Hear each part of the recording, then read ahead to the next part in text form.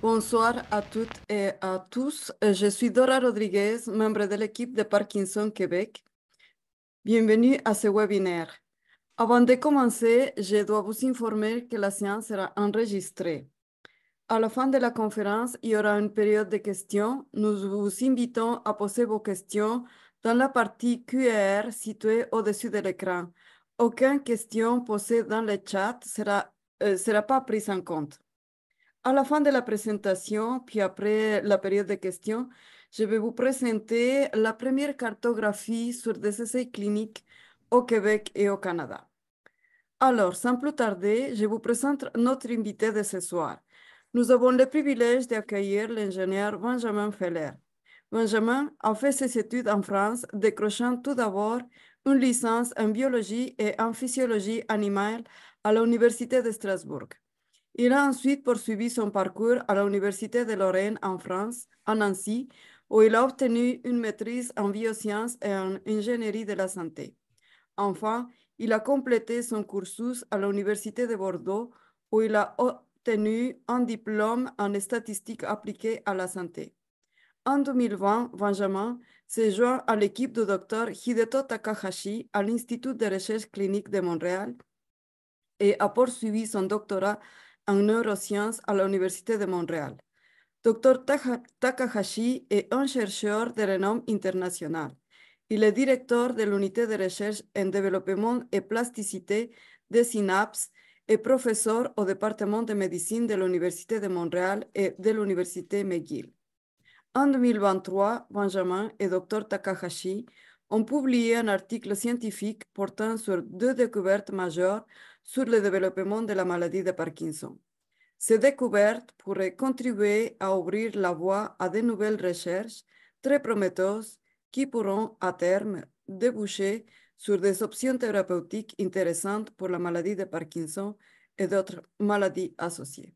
Alors, Benjamin, je te donne la parole. Parfait, merci beaucoup Dora. Donc, merci beaucoup également à Parkinson Québec pour l'opportunité de présenter mes travaux de recherche donc, qui portent sur le blocage de la transmission de l'alpha-synucléine pour freiner le développement de la maladie de Parkinson. Donc, je vais juste commencer rapidement par présenter mon lieu de travail. Donc, je travaille à l'IRCM, l'Institut de recherche clinique de Montréal, et plus précisément dans le laboratoire du docteur Takahashi, comme l'a dit Dora juste avant, et dans le département de développement et plasticité synaptique.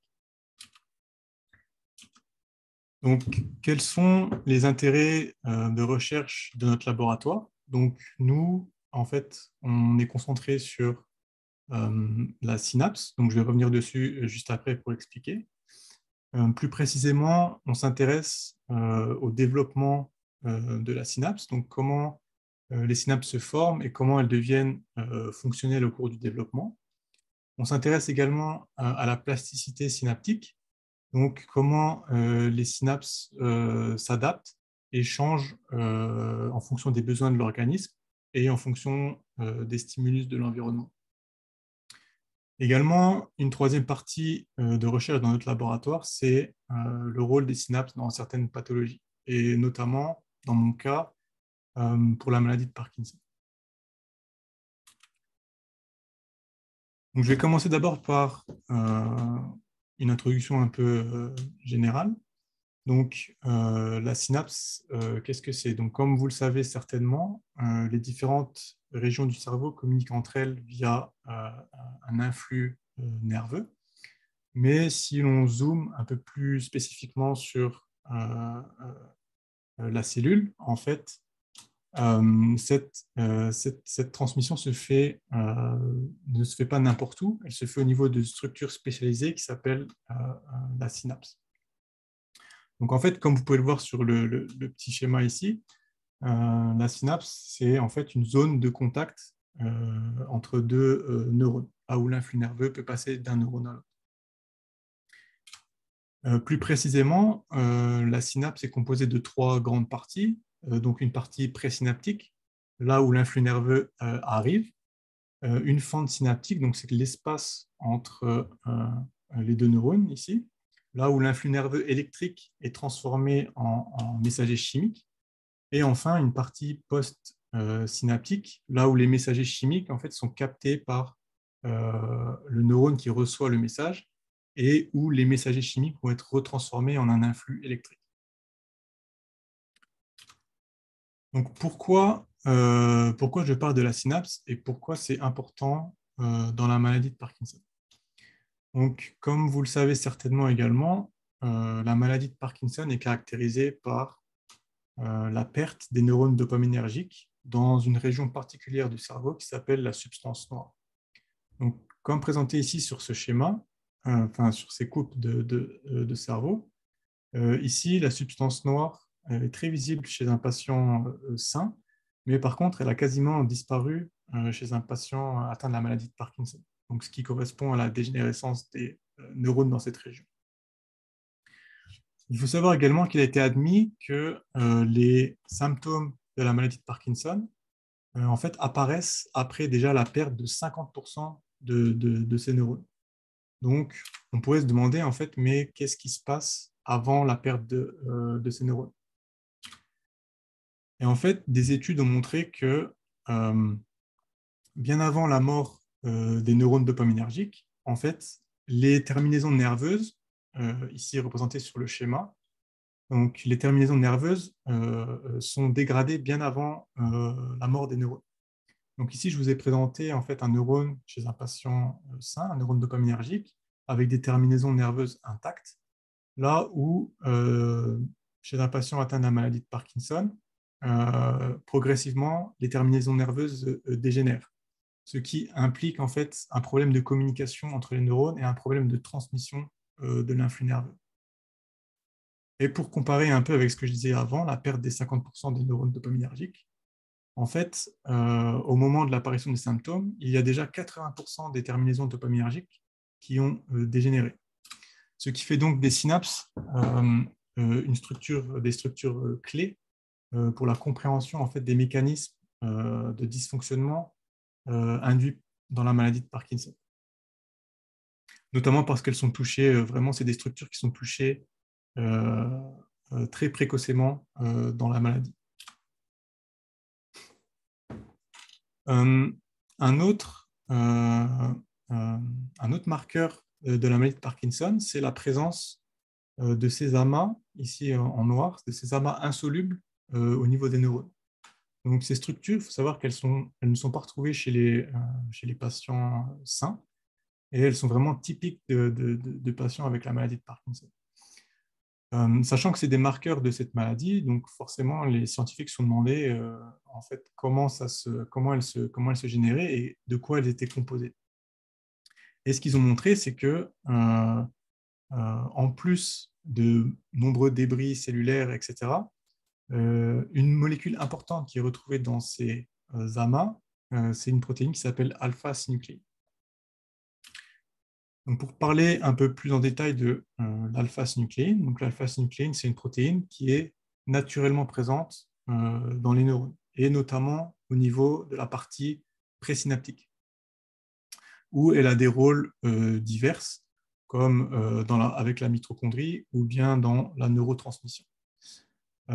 Juste une petite parenthèse importante, ici l'alpha-synucléine qui est représentée, en fait, elle est dite sous forme monomérique, c'est-à-dire que en fait, c'est une molécule unique qui a des fonctions. Et donc, la vaste majorité de l'alpha-synucléine physiologique est sous forme monomérique.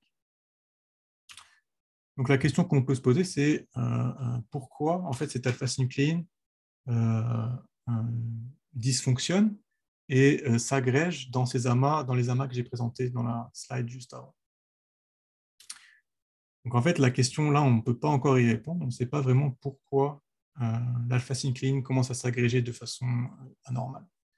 Mais par contre, ce qu'on a montré, c'est que entre les formes physiologiques monomériques et la forme insoluble que j'ai présentée juste avant, il y a une multitude de formes intermédiaires qui, elles, sont responsables de nombreuses dysfonctions au sein du neurone. Aussi, une caractéristique importante de ces formes intermédiaires, c'est qu'elles échappent au processus de dégradation. Donc, pour faire une petite parenthèse pour expliquer un peu plus en détail ici, en fait, toutes les cellules possèdent un système de contrôle qui fait que lorsqu'une molécule ne remplit pas sa fonction originelle, eh bien, ce système va dégrader cette molécule et en produire des nouvelles qui, elles, vont marcher correctement. Donc ici, ce qui est important de voir, c'est que ces formes intermédiaires échappent au système de dégradation et donc s'accumulent dans le neurone, ce qui amplifie les dysfonctions qu'on observe et ce qui conduit à la fin à la mort neuronale. Une autre caractéristique importante de ces formes intermédiaires, c'est qu'elles sont sécrétées par le neurone qui est atteint. Et donc, elles peuvent être captées par les neurones avoisinants. Donc, une fois que ces formes intermédiaires entrent dans le neurone sain, elles vont, entre guillemets, corrompre l'alpha-synucléine physiologique qui est présente afin de former des agrégats. Donc, si on veut comparer rapidement, c'est comme si lorsqu'on vous présente, on vous propose une cigarette pour la première fois, lorsque vous la prenez, en fait, vous rentrez dans le cycle pathologique. Donc là, c'est un peu pareil. Une fois que la forme intermédiaire entre dans le neurone, elle va proposer une cigarette à la forme physiologique, et cette forme physiologique va donc entrer dans le cycle pathologique et former des agrégats qui vont conduire aux dysfonctions neuronales et enfin à la mort neuronale, et ainsi de suite. Et c'est pour ça qu'on parle de transmission et propagation de la maladie. Donc voilà pour cette petite introduction. Donc maintenant, je vais plus présenter les résultats que j'ai obtenus durant mon doctorat. Donc mon projet de recherche s'intéressait particulièrement à comment l'alpha-synucléine pénètre dans les neurones sains. Donc contrairement à ce que j'ai présenté au tout début dans l'introduction, les synapses, ce ne sont pas des structures inertes et plates. En fait, elles mettent en jeu des centaines et des centaines de protéines afin de fonctionner correctement. Comme vous pouvez le voir ici sur ce schéma, il y a vraiment beaucoup d'acteurs qui permettent à la synapse d'être fonctionnelle. Et donc nous, dans notre laboratoire, on s'intéresse particulièrement à une famille de protéines qui s'appelle les molécules d'adhésion synaptique. Ces molécules jouent des rôles divers à la synapse, notamment elles permettent aux deux membranes des deux neurones de rester collées l'une à l'autre. D'autres protéines permettent la modulation de la neurotransmission, etc., etc. Et donc nous, on s'est demandé, est-ce qu'il y avait des protéines à la surface de ces neurones qui étaient capables, une ou des protéines qui étaient capables d'interagir avec les formes intermédiaires d'alpha-synucléine, les formes pathologiques. Donc, pour répondre à cette question, ce qu'on a fait, c'est qu'on a utilisé des modèles cellulaires simples, où l'on a exprimé à la surface de ces cellules, en fait, toutes les molécules d'adhésion synaptique. Ensuite, on a mis dans le milieu les formes intermédiaires d'alpha-synucléine, et on a regardé lesquelles étaient capables d'interagir ensemble. Et ce qu'on a trouvé, c'est que l'une de ces molécules, appelée neurexine, était capable d'interagir avec l'alpha-synucléine. Donc, pour parler brièvement de la neurexine, donc les neurexines, ce n'est pas une seule protéine, c'est une famille de protéines. Et notamment, on retrouve deux formes de neurexine. Une forme longue, appelée alpha-neurexine, et une forme courte, appelée bêta-neurexine. Donc, ces molécules se situent au niveau de la synapse, et notamment au niveau présynaptique, où elles jouent un rôle notamment dans la neurotransmission, via l'interaction avec de nombreux autres partenaires synaptiques. Aussi, ces protéines sont importantes car des mutations dans ces protéines sont liées à l'apparition de maladies neurodéveloppementales comme l'autisme, par exemple. Donc nous, ce qu'on a cherché à savoir, c'est parmi ces neurexines, est-ce qu'il y avait certaines qui interagissaient spécifiquement avec l'alpha-synucléine, ou bien elles pouvaient toutes interagir de façon égale avec l'alpha-synucléine. Donc, comme vous pouvez le voir sur ce graphe, seules les formes bêta, donc les formes courtes de neurexine, sont capables d'interagir avec les formes toxiques d'alpha-synucléine. Là où l'alpha-neurexine, elle, interagit très peu, voire quasiment pas. De plus, lors de cette expérience, on a été capable de mesurer la force d'interaction entre l'alpha-synucléine et l'anorexine bêta. Et ce qu'on a trouvé, c'est que cette interaction était suffisamment forte pour être retrouvée dans des modèles physiologiques. Ensuite, l'étape suivante, ici je vous ai mis un schéma de la protéine norexine bêta.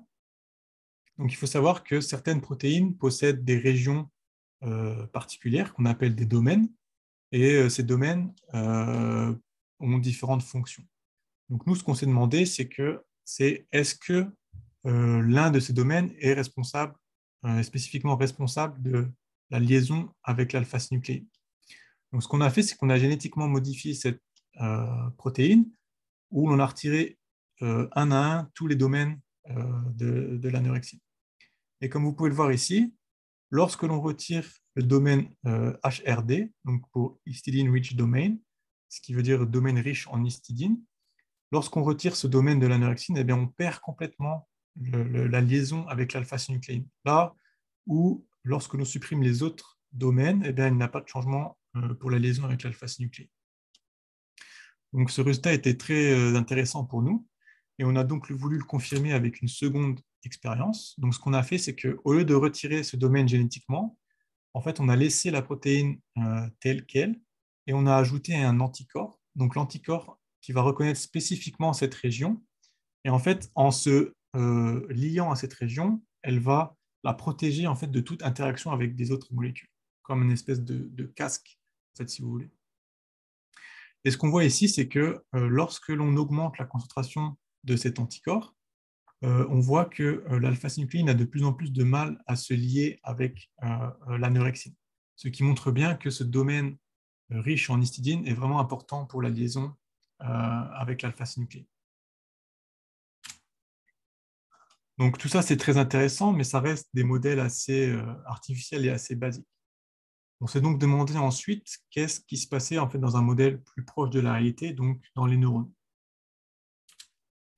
Donc, ce qu'on a fait, c'est que dans des cultures de neurones de souris, en fait, on a surexprimé les neurexines bêta, comme vous pouvez le voir ici en violet.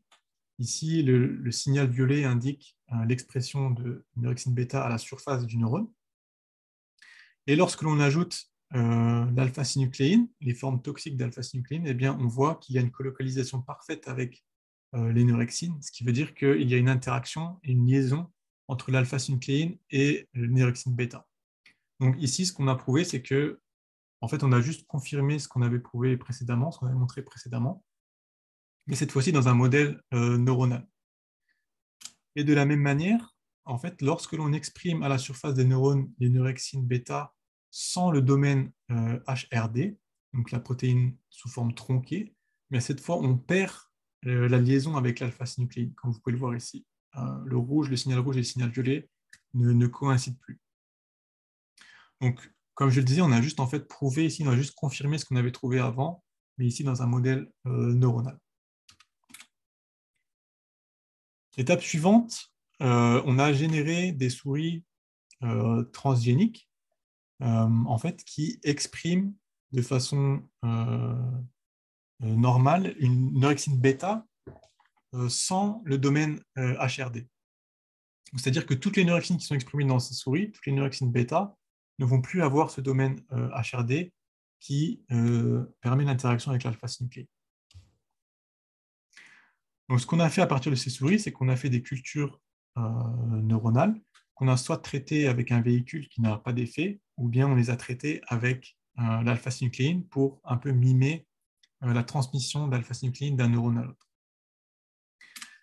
Et qu'est-ce qu'on a regardé dans ces neurones? En fait, on a regardé ce qu'on appelle la phosphorylation de l'alpha-synucléine. Donc, l'ajout d'un groupement phosphate à une protéine, on dit que la protéine devient phosphorylée. Donc, ici, pour expliquer un peu plus en détail, lorsqu'on a fait deux cultures de neurones, l'une, on l'a traitée avec une alpha-synucléine donc physiologique, c'est-à-dire sous forme monomérique, et l'autre, on l'a traitée avec de l'alpha-synucléine pathologique. Et comme vous pouvez le voir ici en rouge,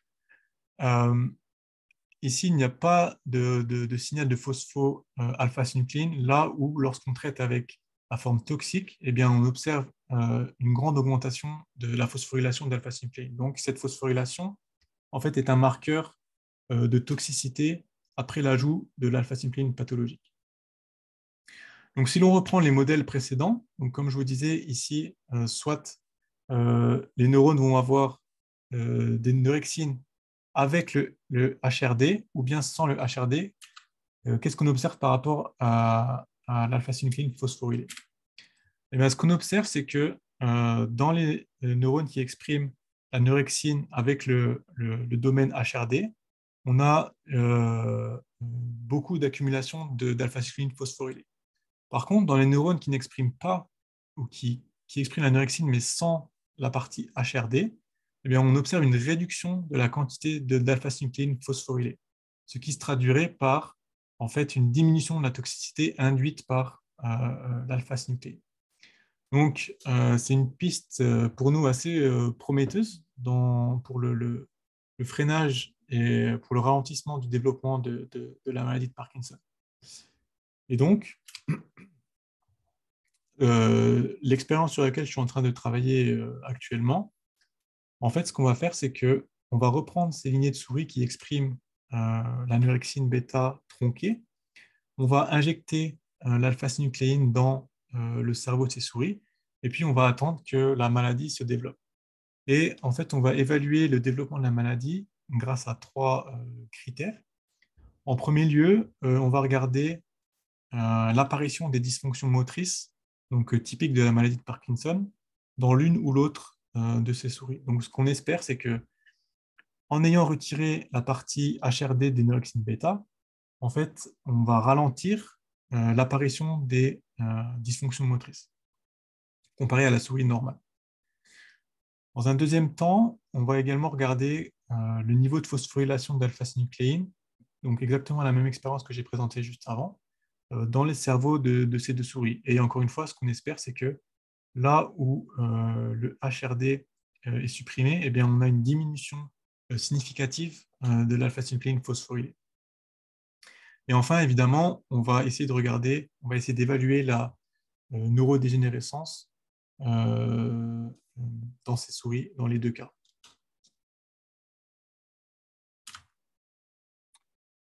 Donc, pour résumer brièvement tout ce que je viens de dire ici, donc ce qu'on a trouvé, c'est que la synapse, c'est vraiment un lieu clé pour le développement de la maladie, pour deux principales raisons.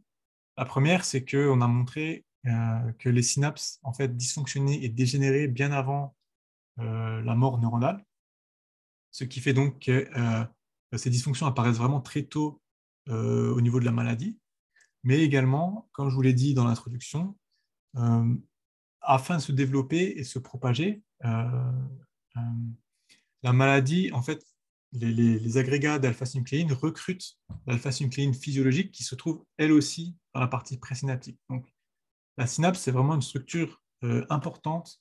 On pourrait même dire qu'elle est quelque part le point de départ un peu du développement de la maladie. Aussi, si on zoome un peu plus au niveau de la synapse, donc comme je vous ai dit, la synapse, c'est beaucoup de protéines qui interagissent ensemble, à la fois à l'intérieur au niveau intracellulaire, mais également au niveau de la membrane. Et au niveau de cette membrane, on a trouvé que là où la neurexine s'exprimait, en fait, cette neurexine bêta était capable d'interagir avec l'alpha-synucléine pathologique.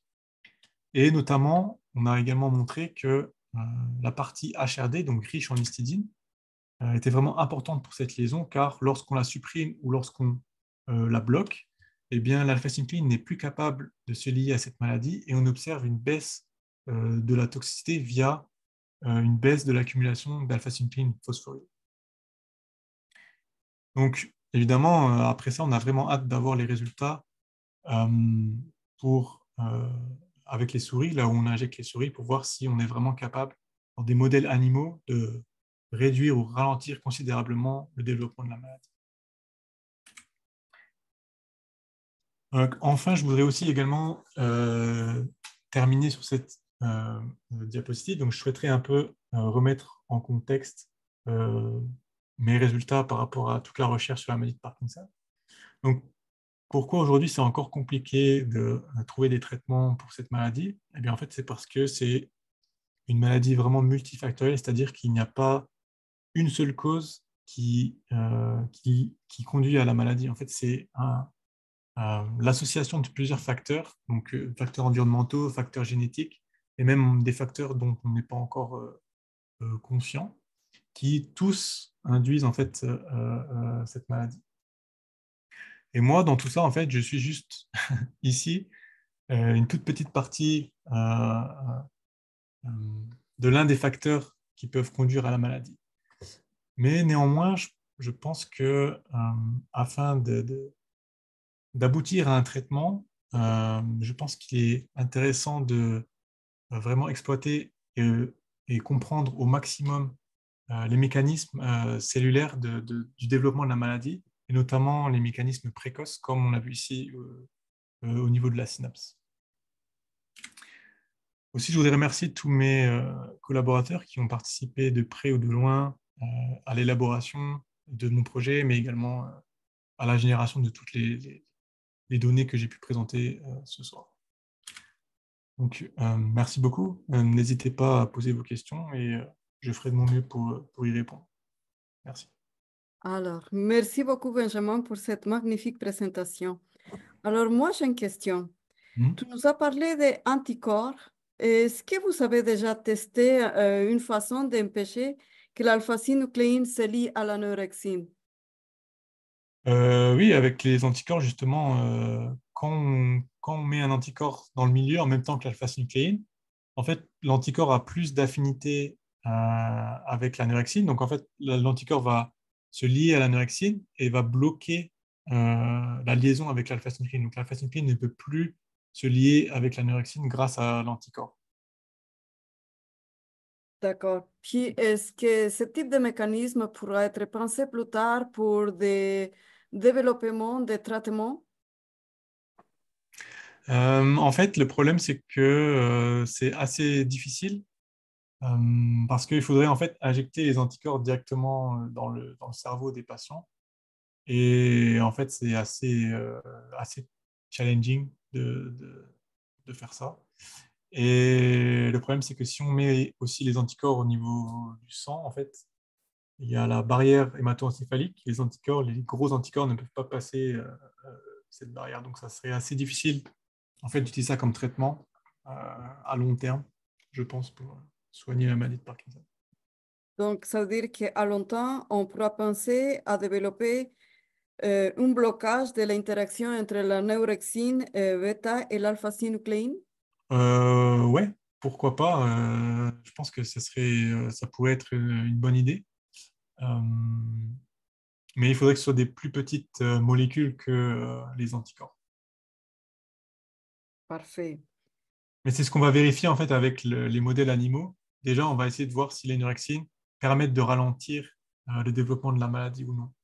Si c'est le cas, après, on pourra penser justement au développement de ce genre de molécules. Ouais. Pourquoi pas? Qu'est-ce que vous avez essayé de tester sur des neurones humaines, sur des, Non, pas encore. On n'est pas encore à cette étape. même pas au niveau de culture cellulaire? Non, juste des neurones de souris pour l'instant. Ok, parfait. Donc, si tu peux me résumer, quelles seraient les deux découvertes majeures en lien avec le développement de la maladie de Parkinson? Euh, En fait, en gros, ce qu'on a montré, c'est que l'anorexine bêta, spécifiquement, semble importante pour la liaison avec l'alpha-synucléine. Et on a montré aussi que lorsque l'on empêche cette liaison entre ces deux molécules, eh bien, on diminue la toxicité due à la transmission de l'alpha-synucléine.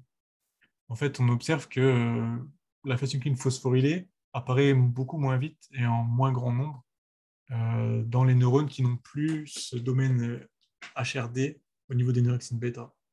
Donc, on pourrait penser que euh, juste le blocage de la liaison entre ces deux molécules permettrait de ralentir l'entrée d'alpha-synucléine dans les neurones sains. Parfait. Est-ce que tu peux arrêter le partage de ton écran, s'il te plaît, Ah, Benjamin? ouais. Donc voilà. Oui, puis nous avons une autre question. Il y a quelqu'un qui nous dit pourquoi certaines personnes contaminées par des produits toxiques vont développer la maladie de Parkinson et que d'autres exposés aux mêmes produits ne développent pas la maladie. Est-ce que c'est une prédisposition génétique? Bah, comme je le disais justement sur la dernière diapo, en fait, c'est parce qu'il n'y a pas vraiment une cause unique pour le développement de la maladie. Euh, il y a plein de causes, notamment oui, génétiques. C'est vrai, on n'est pas tous pareils génétiquement, donc c'est vrai qu'il y en a qui sont plus sensibles que d'autres. Euh, mais ouais, c'est vrai qu'en fait, on ne sait pas exactement dire pourquoi certains développent pas. Euh, c'est une question assez difficile à répondre parce que si on avait la réponse à cette question, ben, en fait, on se concentrerait sur cette cause et on essaierait d'empêcher cette cause de provoquer la maladie de Parkinson. Mais on ne peut pas répondre. Mais oui, ça peut être génétique, ça peut être plein de facteurs, même des facteurs qu'on ne connaît pas encore. Parfait. Merci beaucoup. Donc, il y a une autre question ici. Si vous développez, la question se dit, si vous développez une médication quelconque par vos recherches, vous voudriez pouvoir l'introduire à quelle étape de la maladie? Ça, c'est une bonne question. Bah, le plus tôt possible, en fait, parce que si on empêche la transmission de l'alpha-synucléine aux neurones sains, en fait, on limite la perte des neurones dopaminergiques. Donc, si on empêche la neurodégénérescence et la perte des neurones, en fait, on protège les neurones avant qu'ils soient dégradés. Donc, oui, le plus tôt possible, en fait, avant, avant l'apparition des symptômes, en fait, avant qu'on voit euh, la neurodégénérescence. Mm. Puis, est-ce que c'est possible, d'après tes recherches, de détecter la détérioration des synapses neuronales avant l'apparition des symptômes moteurs? Alors ça, c'est une bonne question. En fait, c'est vrai que si je me dis, si un patient en fait n'a pas de problème moteur, etc., il ne va pas consulter un médecin pour savoir s'il a une maladie. Donc, c'est vrai qu'avant, même avant la dégénération des synapses, il faudrait pouvoir trouver un marqueur ou Mhm. autre chose qui permet en fait de savoir si on est prédisposé ou non à avoir un Parkinson. Et là, on pourrait mettre un traitement. Mais c'est vrai que l'une des recherches importantes en ce moment sur la maladie, c'est vraiment essayer de trouver des marqueurs le plus précoce possible. Parce qu'en fait, on a beau, même si on trouve quelque chose pour empêcher la transmission, euh, si le patient vient seulement lorsqu'il a des problèmes moteurs, en fait, ça ne sert à rien d'empêcher la transmission puisque les neurones sont déjà morts en fait, depuis longtemps. Donc, ouais, je pense que l'un des axes les plus importants en ce moment, ça serait plutôt de chercher des marqueurs de pathologie très, très précoces qu'on n'a pas malheureusement aujourd'hui. Ok, parfait. Notre question. L'origine de la maladie peut être aussi être originée traumatiquement. Peut-être, comment? J'ai pas compris, pardon. Bon, je te répète. Ouais. Est-ce que l'origine de la maladie peut être associée à des traumatismes crâniens? Des traumatismes crâniens? Mhm. Euh, c'est une bonne question. Je sais pas. J'ai pas la réponse à la Parfait. question. Une autre question. Si les résultats sont positifs sur des souris, quand seront-ils effectués sur des humains? Voilà, c'est très, très loin. Nous, en fait, on est en recherche fondamentale et il y a beaucoup, beaucoup d'étapes. Ça peut prendre des années, voire des décennies avant qu'on commence à tester ça sur les humains. Là, pour l'instant, on est vraiment à l'étape numéro un de recherche. En fait, on a juste trouvé ça, mais on ne sait même pas si ça va vraiment être pertinent encore pour le ralentissement de la maladie. Donc, ça va prendre des années et des années. D'accord. Donc, il y a quelqu'un qui demande s'il y aura un lien entre la dopamine, levodopa et carbidopa utilisés présentement, puis le mécanisme avec la neurexine. est-ce qu'il y a, comment je C'est ce comprends. qu'il y aura un lien avec la dopamine, Hmm. levodopa et carbidopa qu'on utilise pour traiter la maladie présentement. Hmm.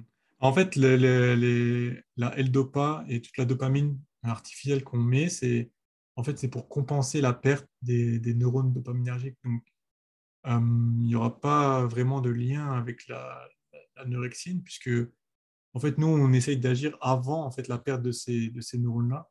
Donc, c'est pas vraiment lié ensemble. Parfait, merci.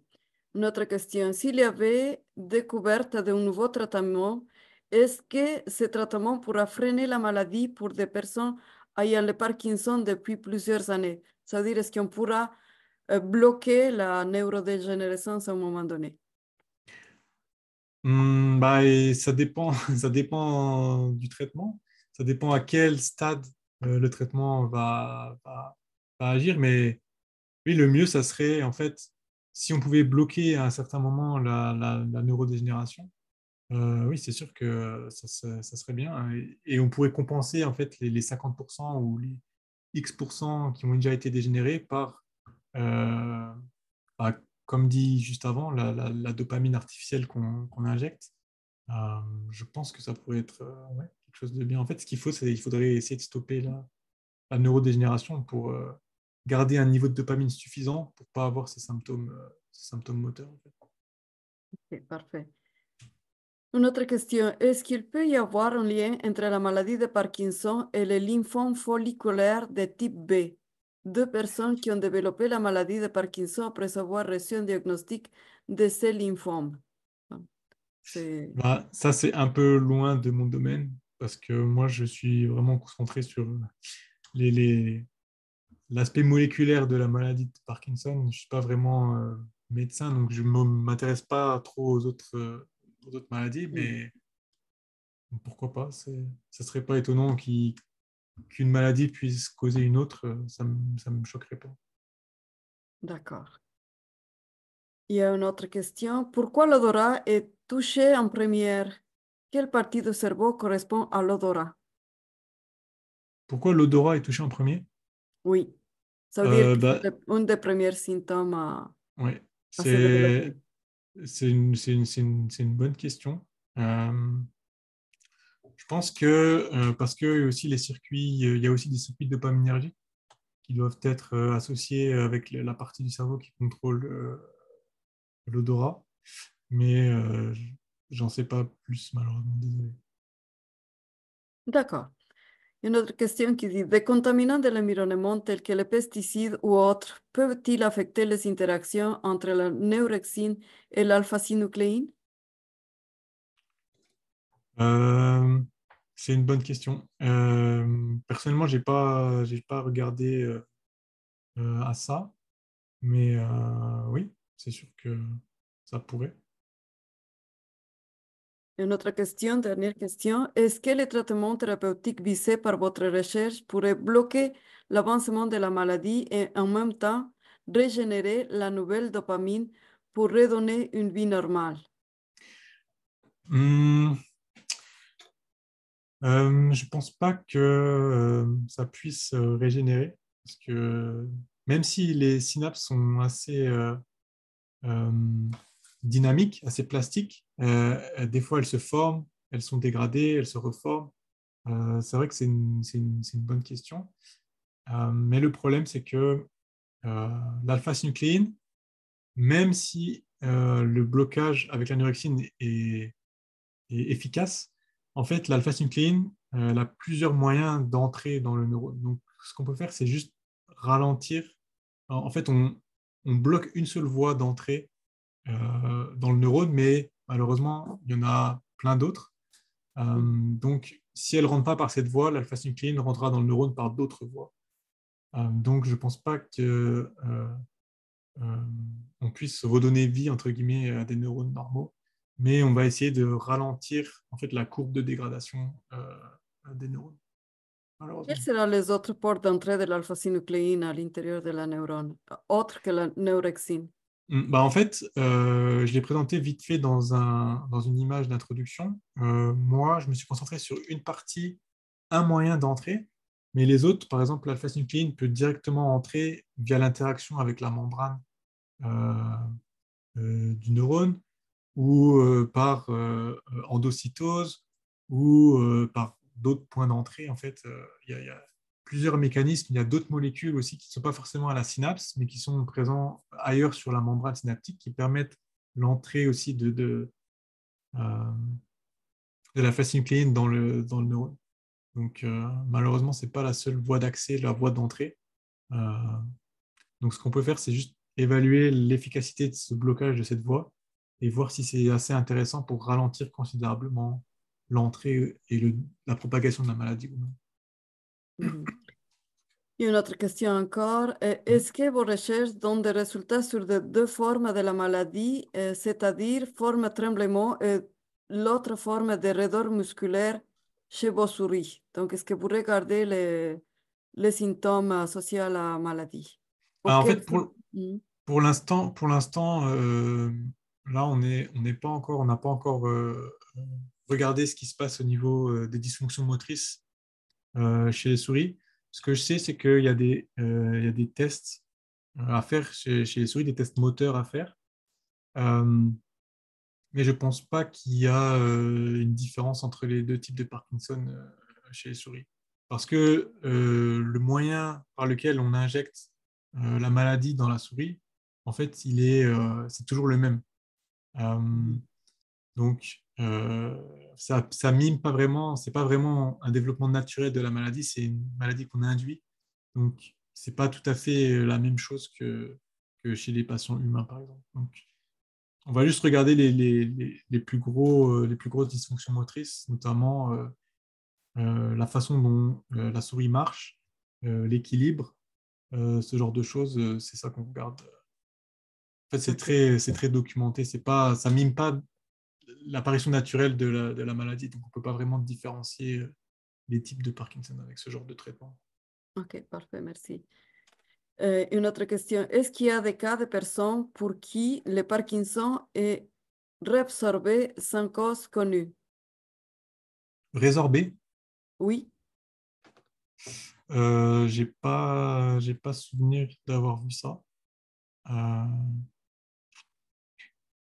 Euh, mais je pense qu'il y a des Parkinson qui prennent beaucoup de temps, des Parkinson qui sont foudroyants.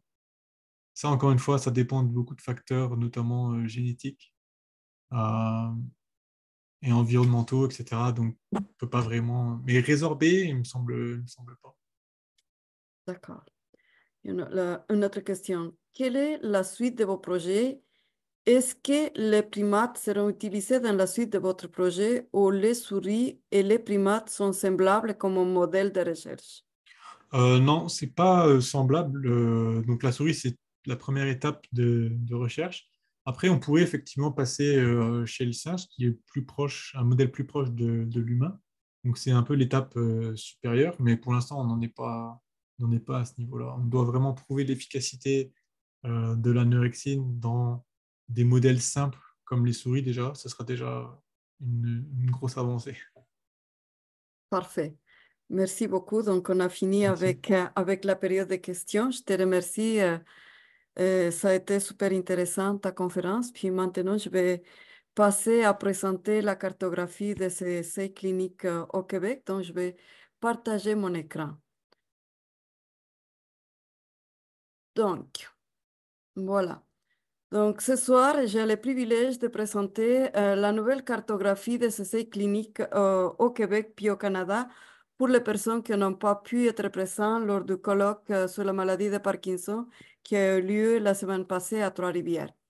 Donc, ce projet a été possible grâce à la collaboration et implication de l'équipe de recherche clinique Québec, en collaboration bien sûr avec l'équipe de Parkinson Québec.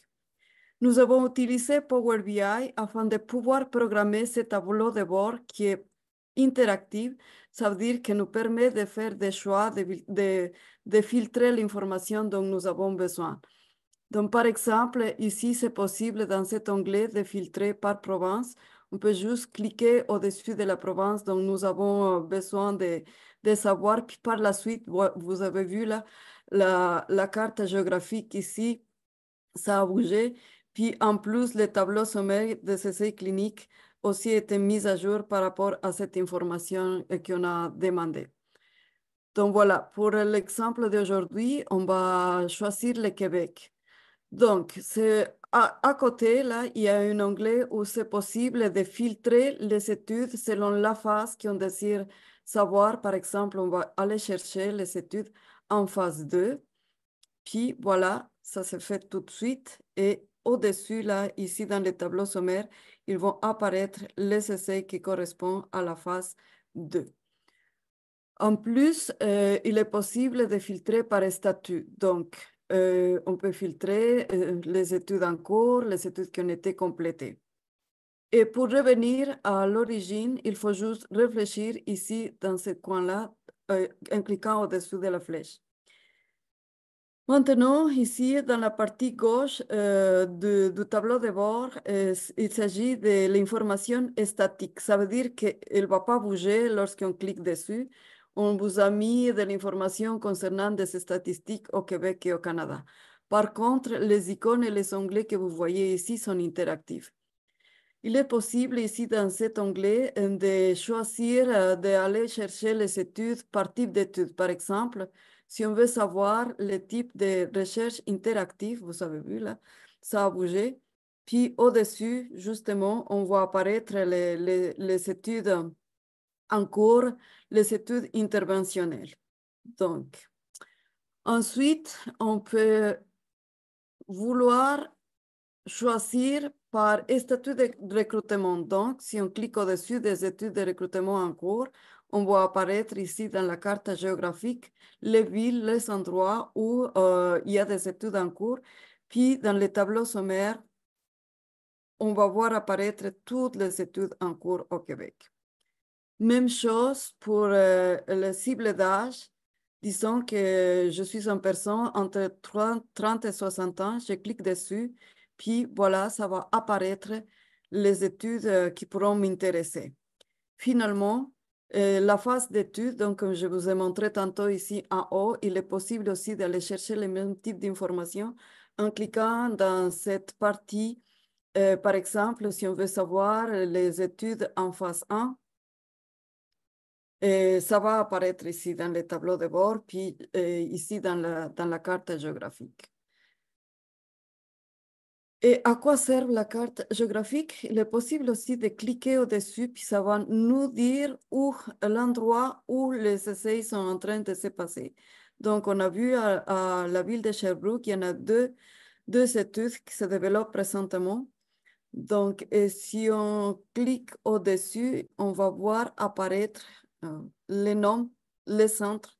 Donc, Centre de recherche sur le vieillissement de Sherbrooke au Québec. Le nombre d'essais cliniques, 2. On va cliquer à nouveau sur Sherbrooke. Puis, l'autre chose que je voulais vous montrer, c'est qu'ici, dans le tableau sommaire, vous allez voir apparaître les noms des essais cliniques. Toutes ces données proviennent de la base de données internationale trial.gov qui appartient au gouvernement des États-Unis, donc l'Institut de santé des États-Unis. Ici, dans la boîte d'identification, c'est le numéro d'identification qui correspond à la base de données. Et ici, si on clique sur le lien, ça va nous amener directement sur la base de données trial.gov. Ce qui se passe ici, par exemple, on voit les titres de l'étude clinique, mais l'information est en anglais. Mais ne vous inquiétez pas, c'est parce que l'équipe de Recherche clinique Québec va vous aider à traduire et à monter un dossier selon vos intérêts des études de recherche. Donc, si vous cliquez ici, en savoir plus sur la recherche clinique, ça va vous amener sur le site de recherche clinique et ici, dans cette partie-là, vous allez trouver toute l'information en lien avec les langages utilisés en recherche clinique. Donc, il y a beaucoup d'explications. Par exemple, c'est quoi une phase d'étude, c'est quoi un type d'étude interventionnelle, observationnelle. Puis, à côté ici, si vous cliquez à l'endroit où ça dit « Trouver un essai clinique », ça va vous amener sur le site web de recherche clinique. et sur le site des services d'accompagnement personnalisé. Donc, vous allez trouver la façon comment prendre contact avec l'équipe de recherche clinique Québec. Finalement, pour les personnes qui s'intéressent à savoir plus sur la maladie de Parkinson, si vous cliquez sur cet onglet, vous allez tomber sur le site web de Parkinson Québec et notamment sur le site de la ligne Info Parkinson afin que vous puissiez mieux nous connaître et communiquer avec nous. Maintenant, je vais arrêter les partages. Non, je vais vous amener sur mon PowerPoint. Pour résumer, alors, quelles sont les études cliniques en cours à Québec? Nous avons présentement 20 études en cours, dont 14 études interventionnelles, 6 études observationnelles, où ça se passe dans 11 centres de recherche au Québec, 100 villes et 12 chercheurs qui travaillent sur ces projets. Au Dora, Canada, oui. on voit pas le PowerPoint, je pense qu'on est encore sur le... OK, merci. Donc, je vais arrêter le partage et je vais vous repartager l'écran. Et voilà, donc partager. Est-ce que ça se voit? Oui, c'est bon. OK. Donc, est-ce que je reviens sur ma diapositive antérieure, peut-être?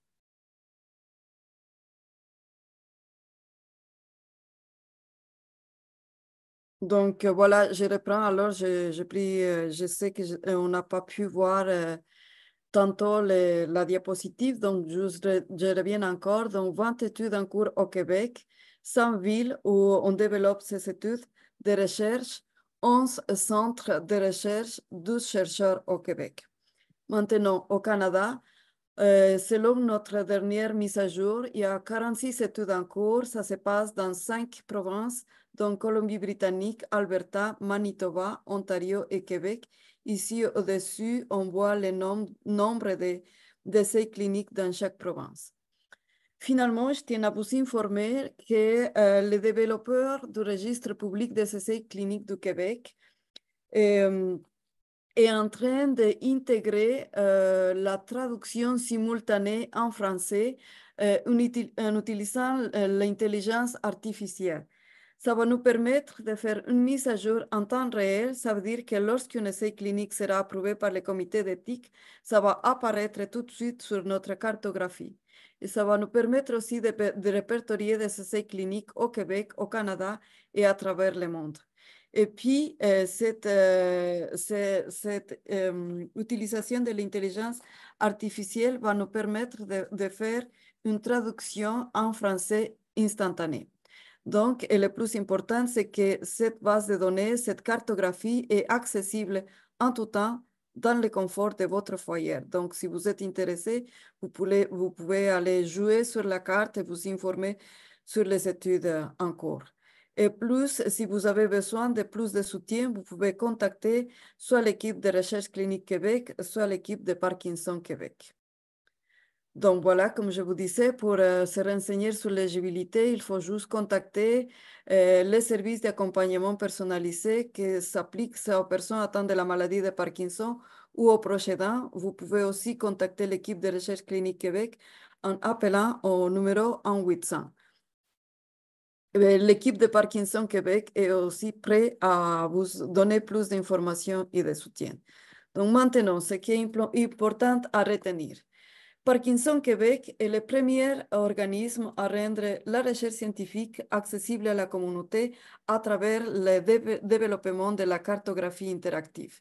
Donc, 20 études cliniques en cours au Québec. Un service d'information gratuite et bilingue grâce à l'équipe de Recherche Clinique Québec et Parkinson Québec. L'aide de l'intelligence artificielle sera intégrée bientôt et cela nous permettra d'avoir une information bilingue en tout temps. Et finalement, comme vous voyez, aujourd'hui, on a fait la divulgation des résultats de la recherche fondamentale grâce à la présentation des projets de recherche de Benjamin Feller. Donc voilà, je tiens à remercier chaleureusement l'équipe de recherche clinique Québec pour avoir supporté et travaillé fort pour mettre en place la cartographie des études cliniques et aussi à l'équipe de Parkinson Québec. Donc, j'arrête le partage de mon écran. Puis, je tiens à remercier toutes les personnes qui ont été présentes ce soir au webinaire et nous vous invitons à continuer à nous accompagner lors de notre prochain webinaire qui aura lieu jeudi prochain. Donc, merci à tous et toutes et merci spécialement à Benjamin d'avoir été présent ce soir pour nous enrichir avec vos connaissances. Merci beaucoup Merci. à vous. Au revoir.